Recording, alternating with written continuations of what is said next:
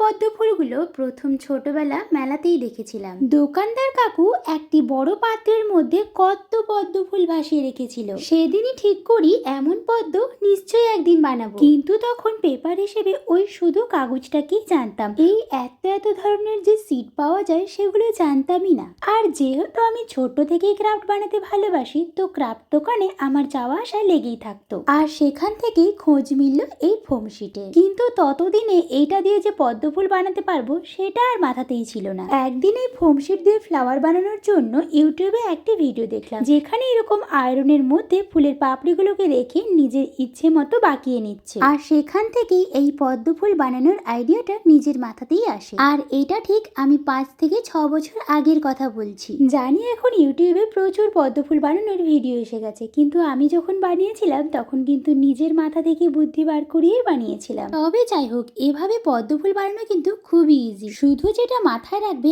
আয়রনটাকে 10 থেকে 20 সেকেন্ডে হিট করবে, এর বেশি কিন্তু একেবারেই নয়। তবে তোমরা অনেকেই এই ফোম শিটের লিঙ্ক চেয়েছিলে। এই ফোম শিটগুলো সত্যি অনেক দারুণ, এটা তোমরাও নিতে পারো। আমি ইটসি বিটসি থেকে নিয়েছিলাম, আমার কুপন কোড ইউজ করলে এক্সট্রা ডিসকাউন্টও পেয়ে যাবে। যাই হোক, ভিডিওটি কেমন লাগলো জানাতে কিন্তু একেবারেই ভুলো না। দেখা হচ্ছে নেক্সট কোনো ভিডিওটিতে। টাটা।